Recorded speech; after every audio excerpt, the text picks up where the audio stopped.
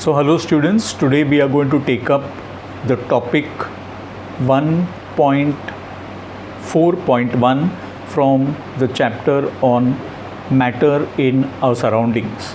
That is, we are discussing today the change in the state of matter. So we will be discussing how a solid gets transformed into a liquid, how a liquid gets transformed into the gaseous state. Right? Students, we are all aware that when a solid is heated at a particular temperature, it gets converted into a liquid. When the liquid is further heated at a particular temperature, it starts getting converted into a gas. Right? So we are going to learn what is it that happens within solids as well as liquids. In other words, we will learn what is it that is happening to the particles within the solids and the liquids that gets them transformed from one state into the other. So with the help of a simple example of ice and water, because they are very good examples of a solid and a liquid, right? So ice is a good example of one solid, water is a good example of a liquid. So with the help of these examples, we will understand how transformation takes place from one state of matter to the other. So let me, with the help of the activity, we will explain this transformation and try to understand what happens with the particles in the solids and the liquids, right?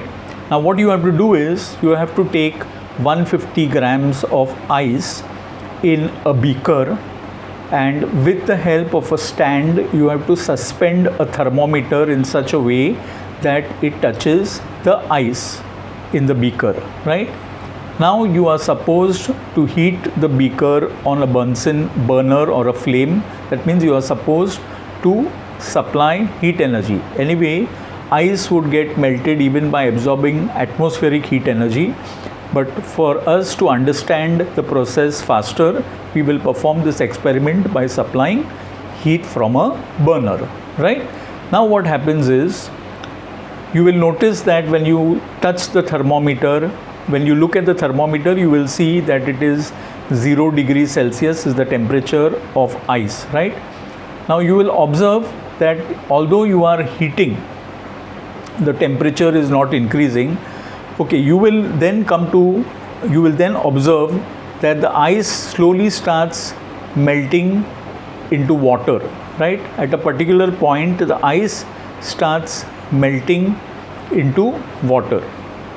So the minimum temperature at which ice melts and gets transformed into a liquid water at atmospheric pressure is called as melting point. So let us define melting point in general, right? So the temperature or the minimum temperature at which a solid gets transformed into a liquid at normal atmospheric pressure is called as melting point. In the case of ice, all of you are aware that the melting point is 0 degree Celsius. If you add 273 to 0, you will get the melting point, that is the temperature in Kelvin. So it means that the melting point of ice is either 0 degrees Celsius or 273 Kelvin, right? Now let us understand what is happening to the particles in the ice when it is being heated. We have learned about this concept before.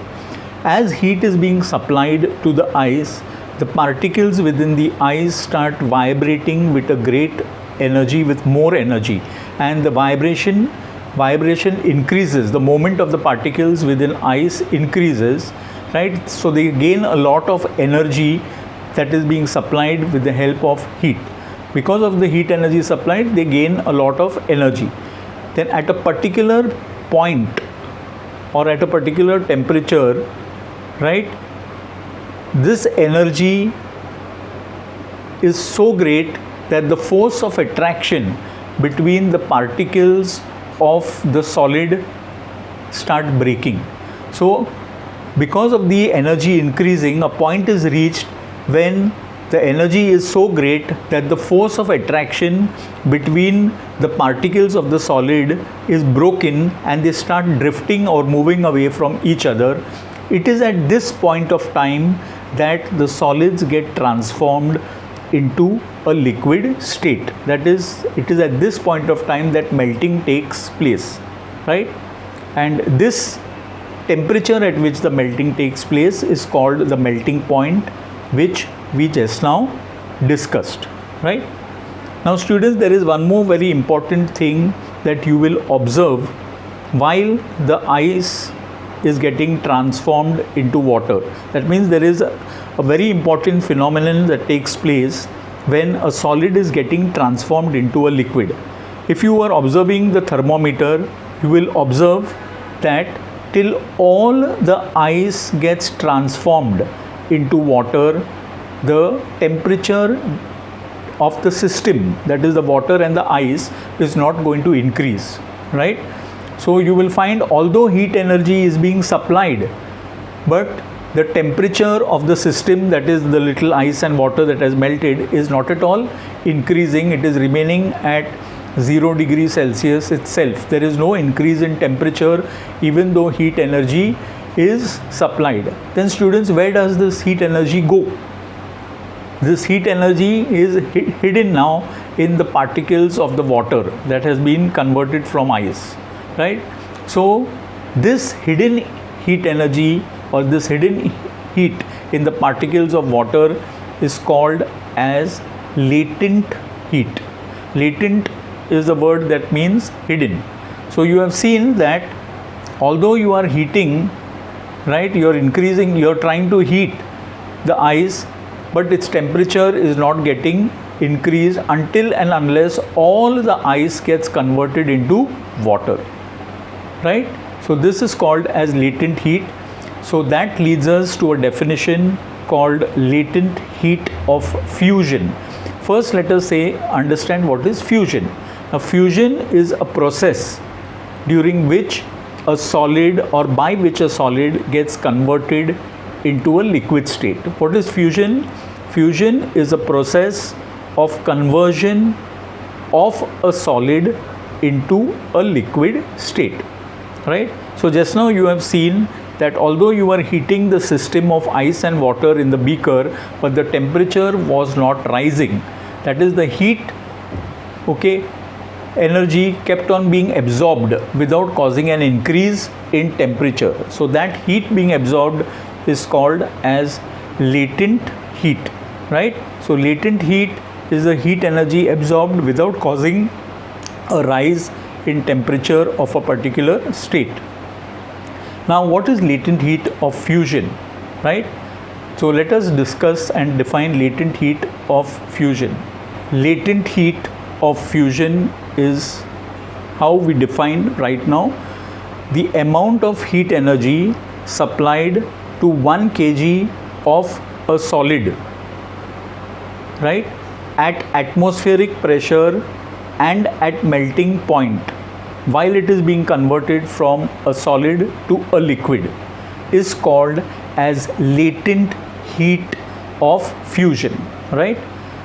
Now, because of this heat being hidden in the water particles the moment all the ice melts, the energy of the water particles at 0 degree Celsius is more than the energy of ice at 0 degree Celsius, because the water particles kept on absorbing the heat energy, right, without causing an increase in temperature. That means, in other words, the heat energy was hidden in the water particles.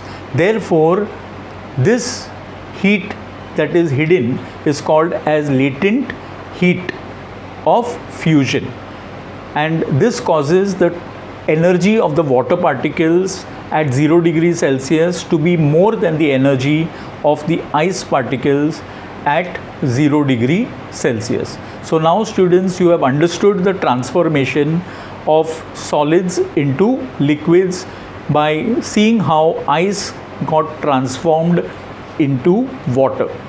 Now let us look at how the liquid gets transformed into a gaseous state by studying the phenomenon of water getting transformed into water vapor, which is the gaseous state. So now once all the ice has been converted into water, right, what you do is, with the help of a stirrer, keep on stirring the water in the beaker continuously, right? So while you are doing that, you will notice that although you are supplying heat energy, slowly the temperature will increase, but a point will be reached where the water starts boiling, right? So from 0 the temperature will keep on increasing to 30, 40, 80, 90 and then 100, right? All of you know that the boiling point of water is 100 degrees Celsius. So you will now start noticing that at a particular temperature, right, the water starts boiling. So this is called as boiling point of a liquid. So let us now define boiling point of a liquid, just as we defined melting point in terms of ice, right?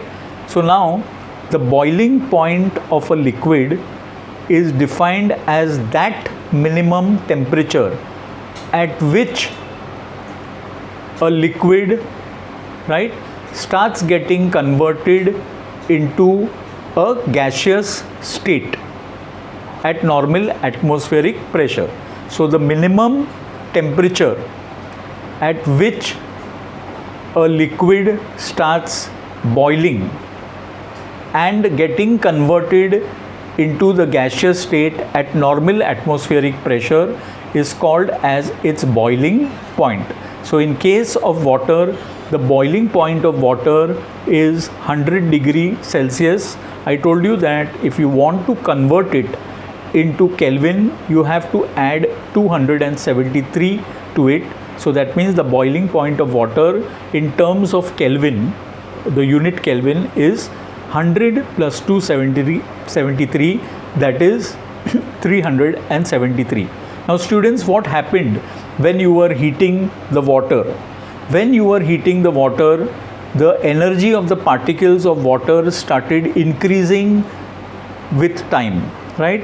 And a point was reached where the energy gained by the particles was so great that they could overcome the force of attraction between themselves and break away from each other and drift away, thereby causing a change in the state now from the liquid state to the gaseous state, that is in this case water vapor, right? So this causes the liquid now to get converted into a gaseous state. So you have understood now that when you are supplying heat energy, the particles of the state gain a lot of energy and the force of attraction then is overcome with the help of this energy, so that they change from one state to the other. So while water was getting heated, the particles gained energy, right? And a point was reached when this energy was sufficient to break the force of attraction between the particles of water. They started drifting away and then they started getting converted from the liquid state to the gaseous state. But students, at this point of time also, right, you must have observed that while entire water gets converted into vapor, right, while not a drop of water is left in the beaker, the temperature will remain at 100 degrees Celsius itself.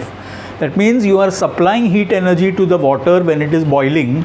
It is getting converted from the liquid state into the gaseous state, right?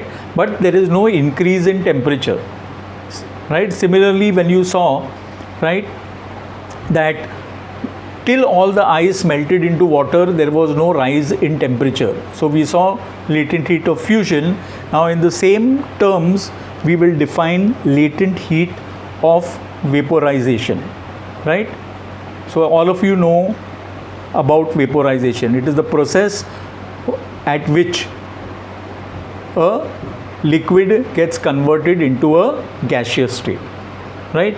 Now let us define latent heat of vaporization. you saw that while the water was boiling and getting converted into vapor, there was no rise in temperature. So what happened was, to that heat energy being supplied, was the heat energy was constantly being absorbed by the particles of water, right? And you will notice that the energy of the particles in the steam, okay, at 100 degree Celsius or 373 Kelvin is more than the energy of water at 373 degree Kelvin.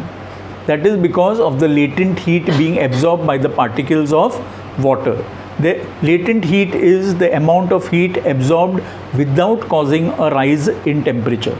So till all the water in the beaker got converted into water vapor, there was no increase in temperature. It was being stored in the particles that got converted into steam, right?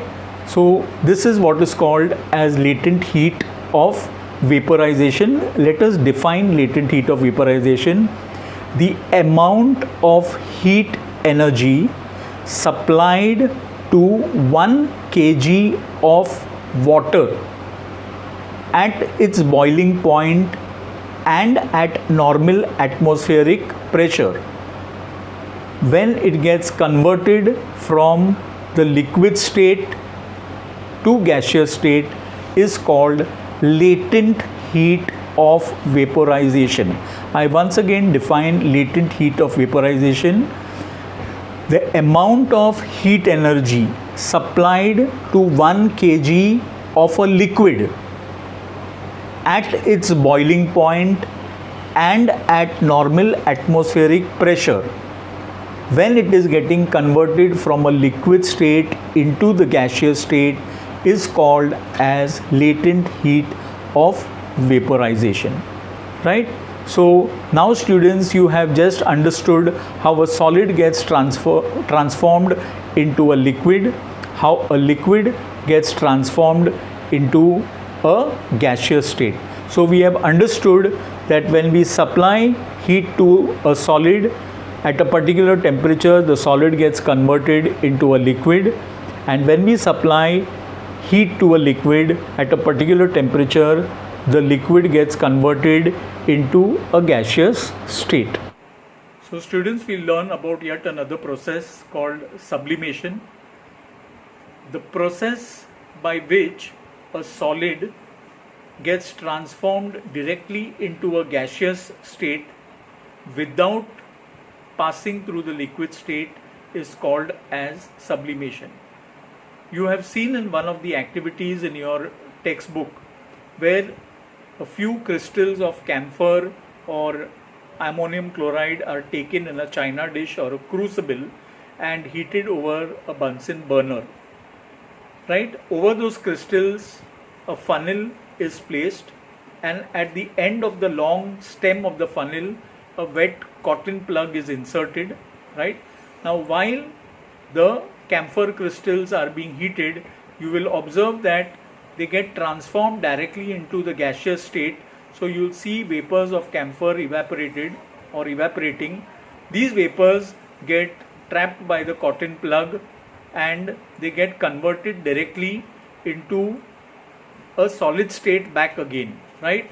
But first what happens is there is a transformation of camphor directly from the solid state into the gaseous state without passing through the liquid state. That is, camphor has undergone sublimation.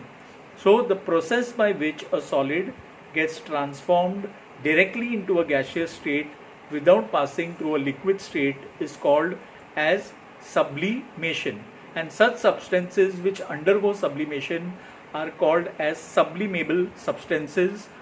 Few more examples are even iodine is a sublimable substances. You have the naphthalene balls used to keep cockroaches away in your cupboards. They are also sublimable substances. The bathroom fresheners that are kept, the colored balls that are kept in the bathrooms or washrooms, they are also examples of sublimable substances, right? And the process by which you saw the solid got converted, the gaseous state got converted directly into solid in the cotton plug. So that process by where the fumes or the vapors of camphor get converted directly from vapor into solid. That is called as deposition, right? So this is how sublimation takes place. With this, students, we have concluded today's lecture. Till then, stay safe, take care of yourselves, stay happy, learn regularly. We will catch up once class reopens once again. So students, thank you all of you, and bye to all of you.